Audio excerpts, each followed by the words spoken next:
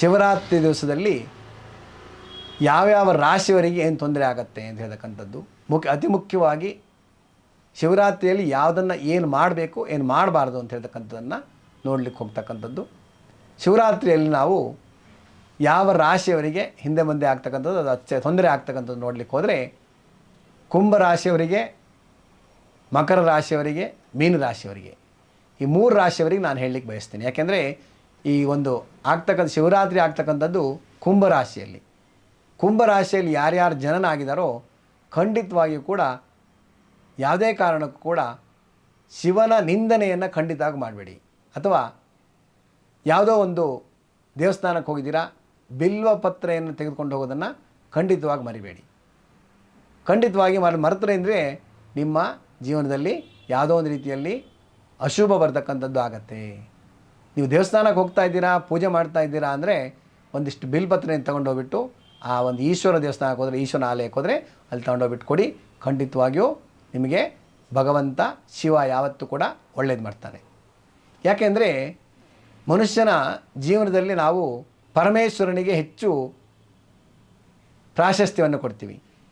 ಯಾಕೆ ಅಂತಂದರೆ ಆ ಭಗವಂತ ಅಂದರೆ ಆಯುಷನ್ನು ಮುಕ್ತಿ ಮಾಡ್ತಕ್ಕಂಥವನು ಅಥವಾ ನಮಗೆ ಮುಕ್ತಿಯನ್ನು ಕೊಡ್ತಕ್ಕಂಥವನು, ಲಯಕರ್ತ ಅಂತ ಹೇಳ್ತಾರೆ. ಆ ಭಗವಂತನ ಆಶೀರ್ವಾದ ಇದೆ ಅಂದರೆ ಯಾವುದೇ ರೀತಿಯ ತೊಂದರೆಗಳು ಖಂಡಿತವಾಗಿ ಬರೋದಿಲ್ಲ.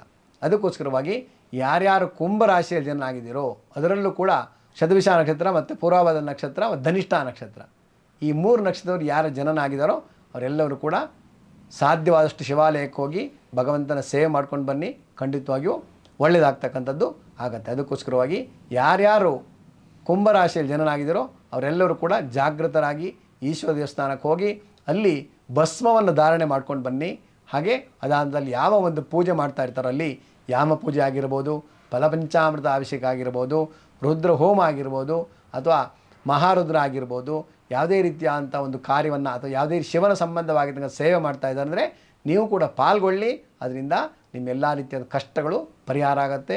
ವರ್ಷ ಪೂರ್ತಿಯಾಗಿ ಈ ಶಿವನ ಆರಾಧನೆ ಮಾಡೋದ್ರಿಂದ ಎಲ್ಲ ರೀತಿಯಾದಂಥ ಶುಭವನ್ನು ಕೊಡ್ತಕ್ಕಂಥದ್ದು ಆಗತ್ತೆ. ಅದಕ್ಕೋಸ್ಕರವಾಗಿ ಯಾರ್ಯಾರು ಮಕರ ರಾಶಿ, ಕುಂಭರಾಶಿ, ಮೀನ ರಾಶಿ ಜನನಾಗಿದ್ದೀರೋ ಅವರು ನಿಮ್ಮ ಜೀವನವನ್ನು ಪಾವನ ಮಾಡ್ಕೋಬೇಕು ಅಂದರೆ ಬಿಲ್ವಪತ್ರೆಯನ್ನು ತಗೊಂಡೋಗ್ಬಿಟ್ಟು ಕೊಡಬೇಕು. ಅದಾದ ನಂತರದಲ್ಲಿ ಬಿಲ್ವಪತ್ರೆಯಿಂದ ಮಾಡಿರ್ತಕ್ಕಂಥ ಪೂಜೆಯನ್ನು ಸ್ವೀಕಾರ ಮಾಡಿರ್ತಕ್ಕಂಥ ಪೂಜೆಯನ್ನು ಪ್ರಸಾದವನ್ನು ತೆಗೆದುಕೊಂಡು ಬರಬೇಕು. ಹಾಗೆ ರುದ್ರಾಭಿಷೇಕವನ್ನು ಮಾಡ್ತಾರೆ, ಆ ರುದ್ರಾಭಿಷೇಕದಲ್ಲಿ ಸೇರಿಕೊಳ್ಳಿ. ಎಲ್ಲ ರೀತಿಯಲ್ಲಿ ಒಳ್ಳೆಯದನ್ನು ಕೊಡ್ತಕ್ಕಂಥದ್ದು ಆಗತ್ತೆ. ಯಾಕೆಂದರೆ ಭಗವಂತನಿಗೆ ಯಾವಾಗಲೂ ಕೂಡ ಮಹಾವಿಷ್ಣುವನ್ನು ಅಲಂಕಾರ ಪ್ರಿಯ ಅಂತ ಹೇಳ್ತಾರೆ. ಹಾಗೆ ಶಿವನನ್ನು ಅಭಿಷೇಕ ಪ್ರಿಯ ಅಂತ ಹೇಳ್ತಾರೆ. ಅವನಿಗೆ ಅಭಿಷೇಕ ಮಾಡ್ತಾಯಿದ್ರೆ ಖುಷಿಯಾಗ್ಬಿಡುತ್ತಂತೆ ಭಗವಂತನಿಗೆ. ಎಲ್ಲ ದೇವರಿಗೆ ನೈವೇದ್ಯ ಕೊಟ್ಟು ಕೆಲವೊಬ್ಬ ದೇವರಿಗೆ ನೈವೇದ್ಯವನ್ನು ಕೊಟ್ಟಾಗ ಖುಷಿ ಆಗ್ತಾರೆ. ಇಲ್ಲಿ ಆದರೆ ಪರಮೇಶ್ವರನಿಗೆ ಏನಂದರೆ ಈಶ್ವರನಿಗೆ ರುದ್ರಾಭಿಷೇಕವನ್ನು ಮಾಡೋದ್ರಿಂದ ಒಳ್ಳೆಯದಾಗ್ತಕ್ಕಂಥದ್ದು, ಅವನು ಖುಷಿ ಆಗ್ತಕ್ಕಂಥದ್ದಾಗೋದಕ್ಕೋಸ್ಕರವಾಗಿ ರುದ್ರಾಭಿಷೇಕದಲ್ಲಿ ಮಾಡ್ತಕ್ಕಂಥ ಒಂದು ರುದ್ರಾಭಿಷೇಕದಲ್ಲಿ ಪಾಲ್ಗೊಳ್ಳಿ. ಎಲ್ಲ ರೀತಿಯಲ್ಲಿ ಶುಭವನ್ನು ಕೊಡ್ತಕ್ಕಂಥದ್ದು ಆಗತ್ತೆ. ಎಲ್ಲರೂ ಕೂಡ ಶಿವನ ಆಲಯಕ್ಕೆ ಹೋಗಿ ಆನಂದದಲ್ಲಿ ಶಿವತಾಂಡವ ಮಾಡ್ತಕ್ಕಂಥ ಅಥವಾ ಶಿವನ ಸಂಬಂಧವಾಗಿರ್ತಕ್ಕಂತಹ ಒಂದು ಪದ್ಯವನ್ನು ಕೇಳಿ ಎಲ್ಲ ರೀತಿಯಲ್ಲಿ ಶುಭವನ್ನು ಕೊಡ್ತಕ್ಕಂಥದ್ದು ಆಗತ್ತೆ. ಹಾಗೆ ಕೊನೆಯದಾಗಿ ನಾವು ಆ ಮಹಾಮೃತ್ಯುಂಜಯನಿಗೆ ಎಲ್ಲ ರೀತಿಯಾದಂಥ ಮೃತ್ಯುವನ್ನು ನಿವಾರಣೆ ಮಾಡ್ತಕ್ಕಂಥ, ಮೃತ್ಯುವನ್ನು ಜಯಿಸ್ತಕ್ಕಂಥವನೇ ಮೃತ್ಯುಂಜಯ ಅಂತ ಹೇಳ್ತಾರೆ. ಅಂಥ ವಿಶೇಷವಾಗಿರ್ತಕ್ಕಂಥ ಮೃತ್ಯುಂಜಯನನ್ನು ಆರಾಧನೆ ಮಾಡಿ ಖಂಡಿತವಾಗಿಯೂ ಒಳ್ಳೆಯದಾಗತ್ತೆ. ಅವನಿಗೆ ಆರಾಧನೆ ಮಾಡಲಿಕ್ಕೆ ಬೇಕಾಗಿರ್ತಕ್ಕಂಥ ಒಂದು ಮಂತ್ರ ಅಂತಂದರೆ ಓಂ ನಮಃ ಶಿವಾಯ ಅಂತ ಹೇಳ್ತಕ್ಕಂಥ ಮಂತ್ರವನ್ನು ಹೇಳ್ಬೋದು.